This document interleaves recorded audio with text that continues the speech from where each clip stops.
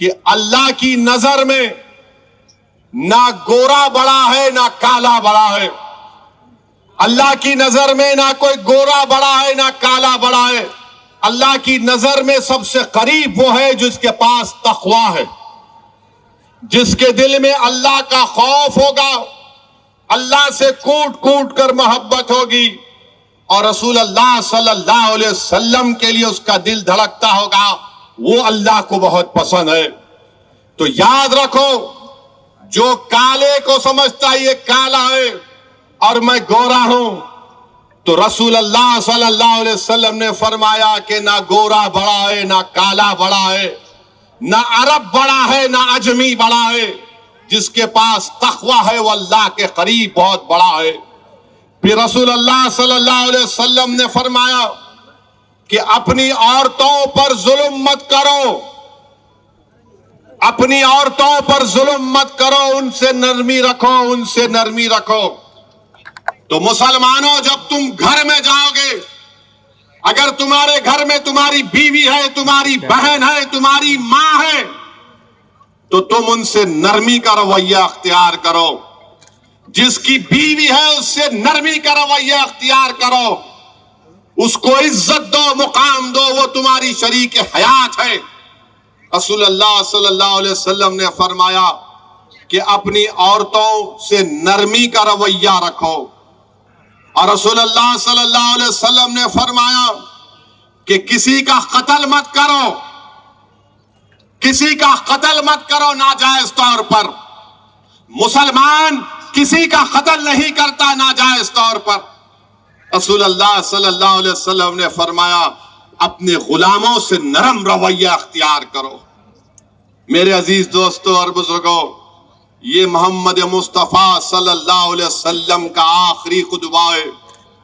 बल्कि दुनिया में इंसानियत की हिस्ट्री में अगर किसी को देखना है चार्टर ऑफ ह्यूमन राइट्स, तो रसूल अल्लाह सल्लल्लाहु अलैहि वसल्लम के आखिरी खुतबे हुज्जतुल विदा को पढ़ ले।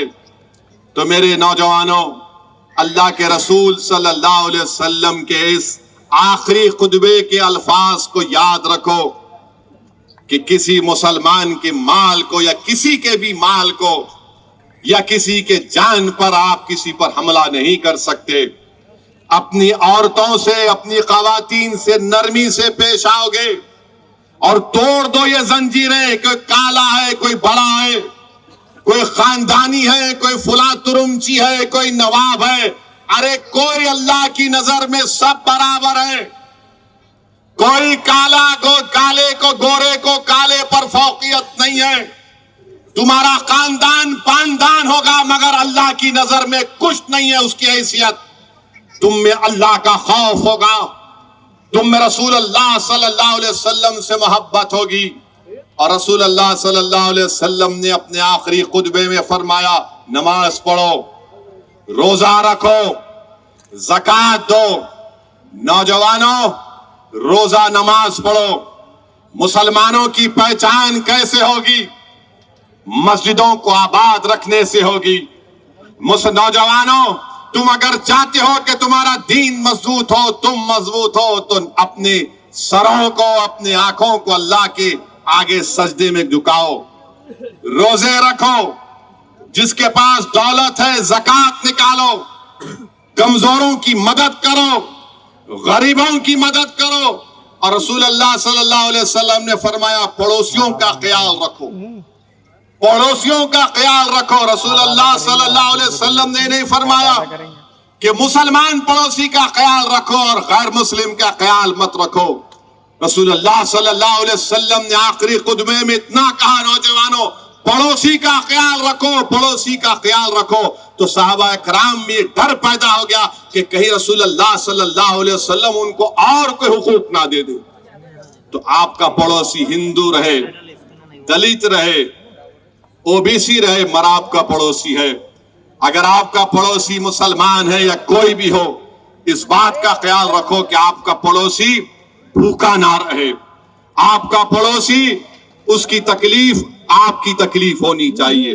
अगर आप रसूल अल्लाह सल्लल्लाहु अलैहि वसल्लम से, हम तमाम उनके उम्मती हैं, हम रसूल अल्लाह सल्लल्लाहु अलैहि वसल्लम के उम्मती हैं, और हमारे लिए सबसे बड़ा तुर्रे इम्तियाज क्या है कि हम मोहम्मद सल्लल्लाहु अलैहि वसल्लम के गुलामों के गुलाम हैं।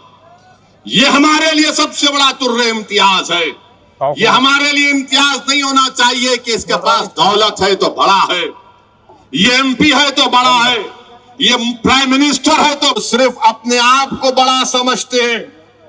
और इनको बड़ी गलत फहमी है कि वही हरा सकते नरेंद्र मोदी को। मेरे प्यारे,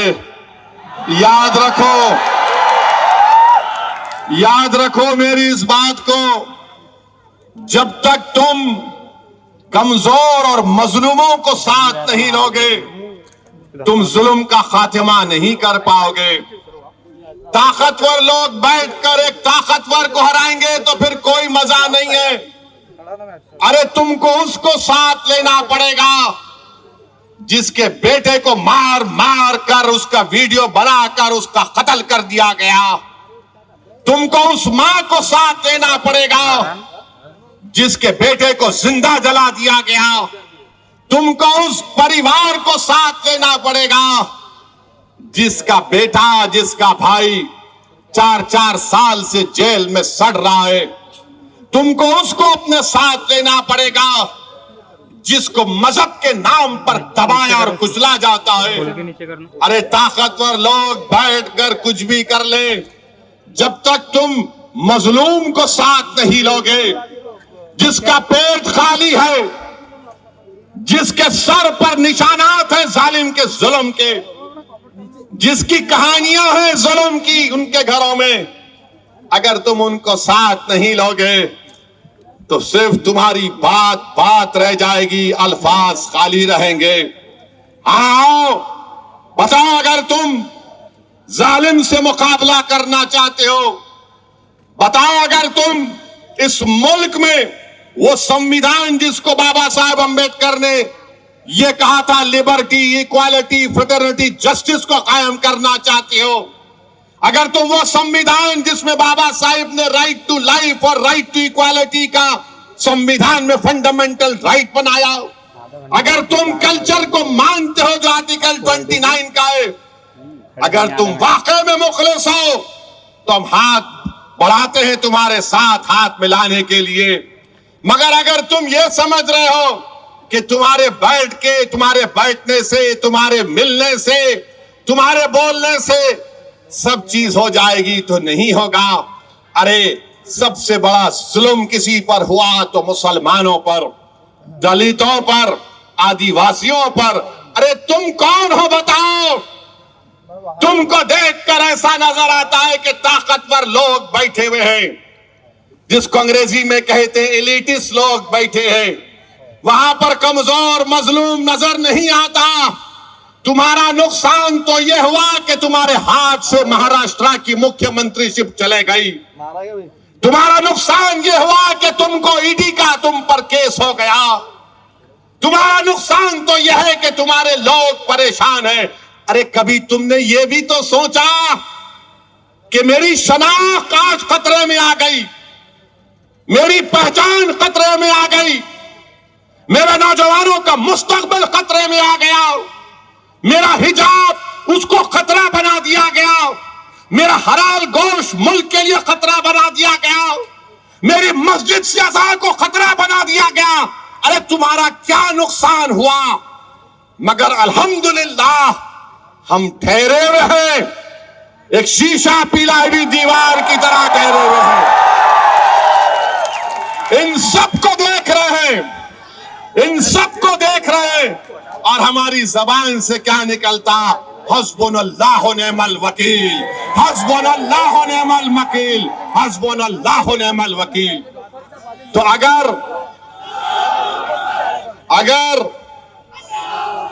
ये आपकी सोच होगी तो बराबर हम तैयार हैं।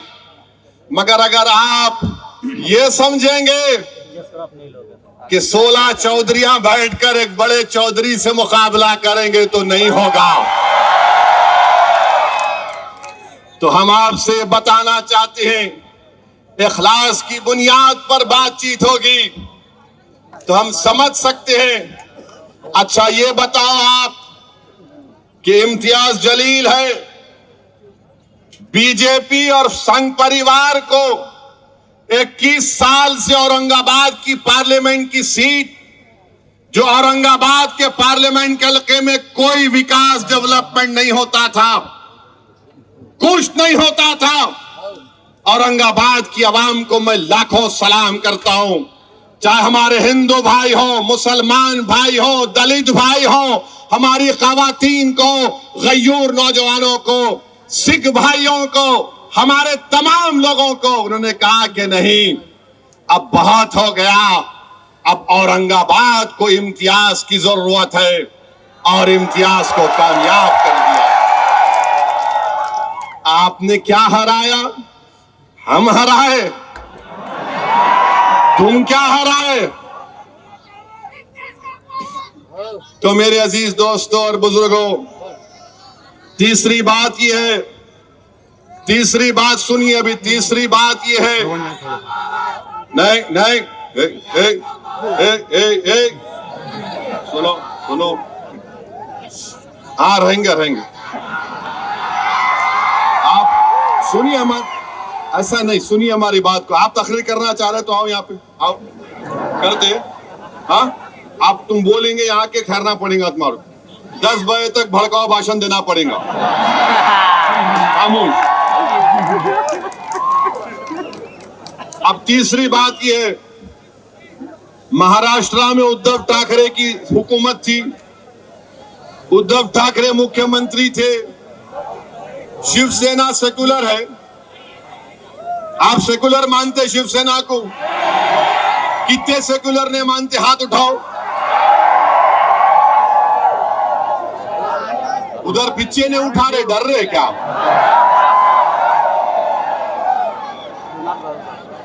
अब क्या हुआ? कांग्रेस, राहुल गांधी और शरद पवार मिलकर उद्धव ठाकरे को बोले, आप सेकुलर है, आप मुख्यमंत्री बन जाओ। अरे ये क्या है बाबा? क्या हमारे कान में फूल है या तुम हमको मुंह में चॉकलेट दे रहे? उनको मुख्यमंत्री बना दिए, और हमारे जो सरकारी मुसलमान है,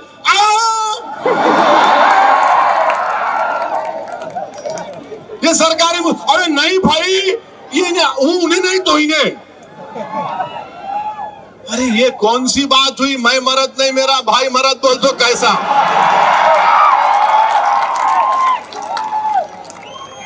अरे आप बताओ, ये सेकुलरिज्म है?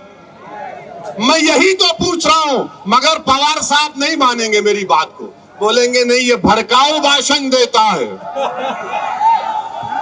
अच्छा वो हो गया। अभी इम्तियाज साहब अपने भाषण में बोले कि सुबह 6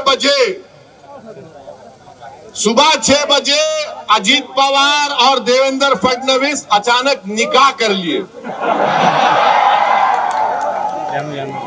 अच्छा, निकाह करे करे शरद पवार साहिब को नहीं मालूम, भतीजा निकाह कर लिया, वलीमा नहीं हुआ, हुकूमत खत्म हो गई। वलीमा मालूम ना मालूम, अब ज्यादा नहीं बोलना, नहीं तो लोग बोलेंगे इन्हें उधर लेके जा रहे। अब कौन जिम्मेदार उसका? मैं जिम्मेदार। अब आप बताइए कि ये मामलात है। अच्छा, ये लोग बोलते हैं कि नहीं मुसलमान हमको वोट देना, वोट देना आपका इख्तियार है, दलित वोट देना उसका इख्तियार है, हमारे दलित भाइयों का। मगर आप बताइए, आपने मुस्लिम अकलियत को रिजर्वेशन क्यों नहीं दिया उद्धव ठाकरे? क्या एक मराठा का बच्चा डॉक्टर बनेगा? मुसलमान मोची का बच्चा डॉक्टर नहीं बनेगा। एक मराठा का बेटी आईपीएस अफसर बनेगी, तो क्या एक टीचर की बेटी आईपीएस अफसर नहीं बनेगी जो मुसलमान है? मगर आपने नहीं दिया। हमारी गरीबी यह है कि 83% महाराष्ट्र के मुसलमानों के पास एग्रीकल्चर लैंड नहीं है, 56% मुसलमान के पास कोई एसेट नहीं है, और सिर्फ 0.7% मुसलमान जो महाराष्ट्र के हैं वो सालाना 3,60,000 उनकी आमदनी है, यानी 1% भी नहीं है, मगर हमको रिजर्वेशन नहीं देंगे। उद्धव ठाकरे बोलेंगे मराठा को मिलना बराबर मिलना, मगर हम क्या गुनाह करें? दो आप मराठा भाइयों को बहनों को, मुस्लिम भाई बहन को भी दो, मगर नहीं। मराठा ताकतवर होगा, मुसलमान गरीब से गरीब होगा, मगर वोट इनको देना पड़ेगा। अरे तुम खुल के क्यों नहीं कह देते कि हम तुमको हमेशा कमजोर करके रखेंगे, हम तुमको हमेशा भिखारी बनाकर रखेंगे? बोल दो, खुल के बोलो। तुम मुसलमान का वोट चाहते मगर रिजर्वेशन नहीं देते। शरद पवार साहिब, राहुल गांधी क्यों नहीं देते? नहीं, अगर देंगे तो हिंदू वोट बीजेपी को चला जाएगा। अरे वोट की बात नहीं हो रही है, इंसाफ की बात हो रही है। इंसाफ जब करोगे तो मजहब को छोड़ना पड़ेगा। इंसाफ मजलूम से होना चाहिए, कमजोर से पहले होना चाहिए, मगर उसके बात नहीं करते। आपको मालूम, पिछले साल 2021-22 में पूरे मुल्क में 1,80,000 मुस्लिम बच्चे हायर एजुकेशन से निकल गए। उसका 10% महाराष्ट्र का ताल्लुक है। इस पे कोई बात नहीं करेगा। मेरे अजीज दोस्तों और बुजुर्गों, अब महाराष्ट्र में यहां पर 2 in 1 की सरकार है। 2 in 1 है, शिंदे फडणवीस। पहले 3 in 1 था। पहले शरद पवार, राहुल गांधी और उद्धव ठाकरे। 3 in 1, अब 2 in 1। अब ये 2 in 1 की सरकार ने अपने दौरे इख्तिदार में 50 हेट रैलीज करवाए। 50 हेट रैलीज करवाए। लव जिहाद हो रहा, लव जिहाद हो रहा। फडणवीस साहब, मैं चैलेंज कर रहा हूं आपको। आप बोलेंगे, आप ये रिकॉर्ड पेश कर दो। अगर दोबारा बोलेंगे तो यहां आना पड़ेगा। आप रिकॉर्ड पेश कर दो कि कितने लव जिहाद हुए हैं। और फडणवीस साहब, मैं तुमको चैलेंज कर रहा हूं, तुमको, शिंदे को, आरएसएस के भगवत को, तुम हमको ये बता दो कि लव जिहाद का डेफिनेशन क्या है? किसको लव जिहाद बोलते, बताओ, डिफाइन करो। तुम नहीं कर सकते। और नतीजा क्या हुआ?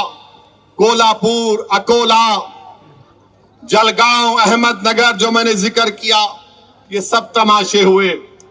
हम महाराष्ट्र की हुकूमत से, महाराष्ट्र के ब्यूरोक्रेसी से, पुलिस डिपार्टमेंट से ये कह रहे हैं कि आप सरकार की बातों में मत आओ, महाराष्ट्र के पीस को मेंटेन करो। आप सरकार को खुश करने के लिए आईपीसी इस्तेमाल मत करो। आप जो एक्यूज्ड है उनके खिलाफ इस्तेमाल करो। अमन जरूरी है। सरकारें आएंगी और चले जाएंगी। हम उम्मीद करते कि महाराष्ट्र के आला पुलिस ओहदेदार अपनी जिम्मेदारी को निभाएंगे। मेरे अजीज दोस्तों और बुजुर्गों, फिर हम ये भी देखते हैं कि हमारे वजीर आजम अमेरिका गए। वजीर आजम अमेरिका गए, हमको उस पर कोई इतराज नहीं है। हम भी चाहते हैं कि भारत, इंडिया और यूएसए के ताल्लुकात और अच्छे हों। अब तो हम स्ट्रेटेजिक पार्टनर हैं। अब तो हम एग्रीमेंट्स में शेयर्ड वैल्यूज का जिक्र करते हैं। मगर हमारे वजीर आजम जब अमेरिका में थे तो 2 बातों का मुझे बड़ा एतराज है। उमूमन अगर कोई मुल्क का वजीर आजम फॉरेन टूर पर जाता है, उस पर तबसरा करना ठीक नहीं है। मगर वजीर आजम प्रधानमंत्री मोदी, मैं मजबूर हूं आपकी बात को यहां पर रखने के लिए।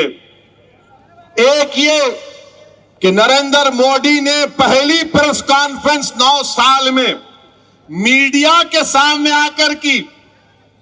9 साल में कोई मीडिया उनसे सवाल नहीं कर सकता था, कोई मीडिया के लोग नहीं। हां, वो एक एक सिलेक्टेड मीडिया का ग्रुप है। जैसा एक इंटरव्यू लेने वाले पूछा, मोदी जी आपको आम पसंद है? काटने के पसंद है या चूसने के पसंद है? अबे क्या तू अभी भी इतना बुढ़ा हो के दूध निप्पल से पीता? फिर एक रिपोर्टर पूछे, आप अपने जेब में बटुआ रखते, कहीं को तेरे को धिंगाना होना? समझ नहीं।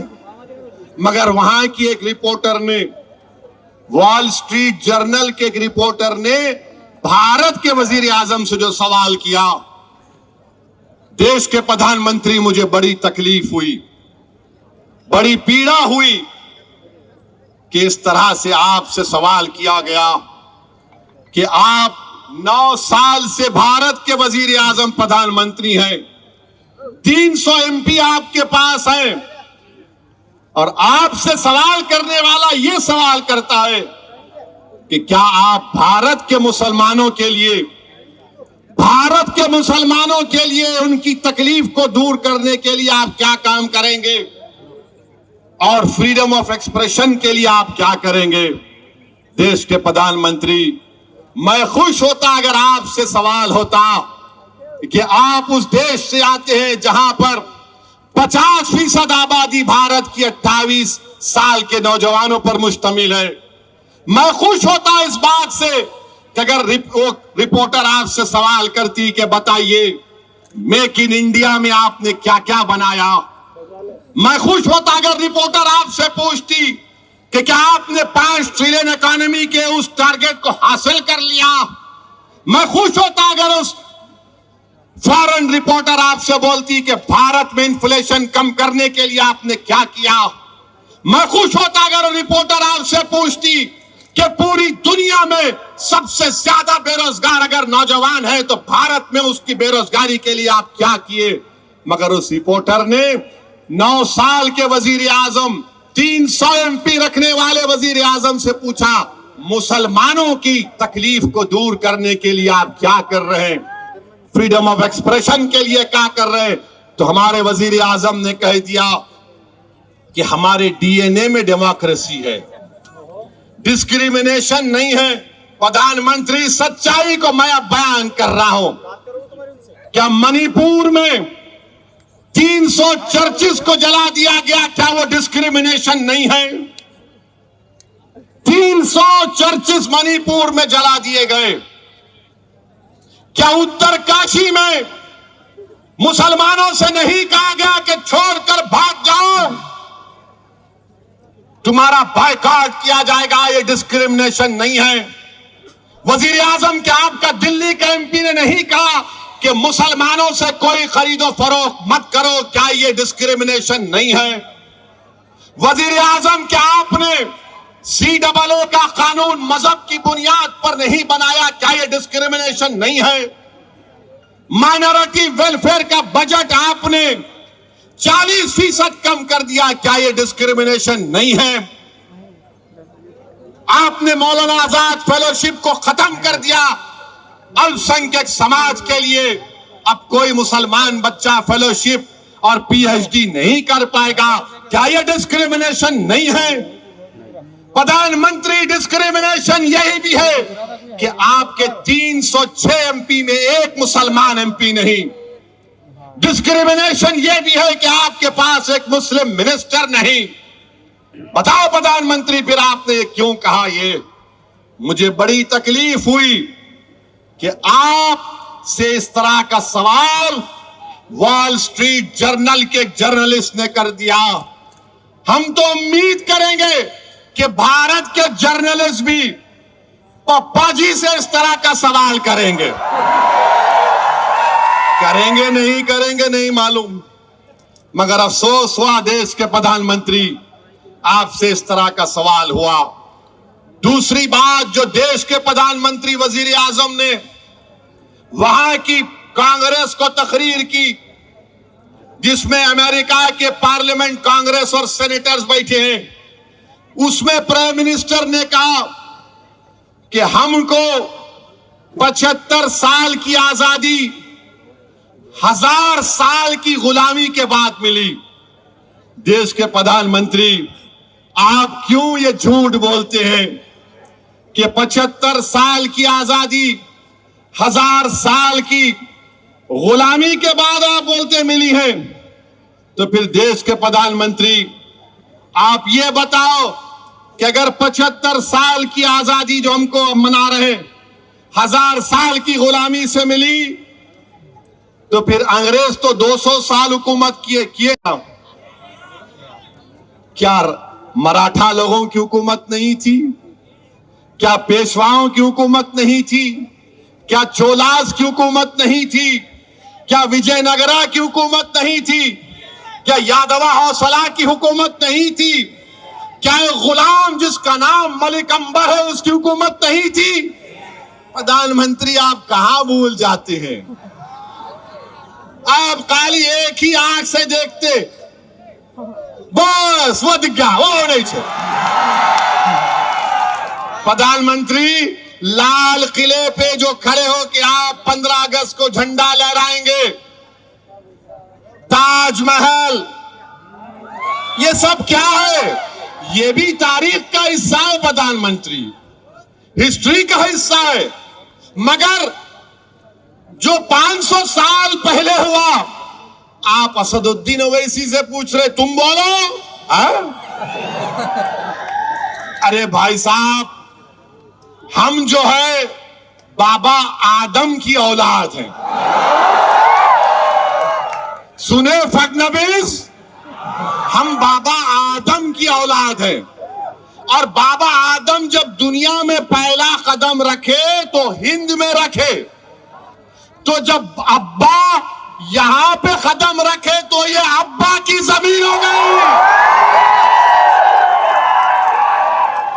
ये अब्बा की जमीन है। तो अब्बा की जमीन से अब कोई निकलने वाला नहीं है। हम सब लोग आदम की औलाद हैं। किसकी औलाद है? बाबा आदम, हमारे अब्बा, डैडी, पापा, अब्बू, बस ये समझना है। मगर इनकी औलाद, उनकी औलाद, अरे तुम क्या औलाद के एक्सपर्ट हो क्या? तोबा तोबा, ऐसा नहीं होना ना ना। अच्छा, अब आप इन्हें फोटो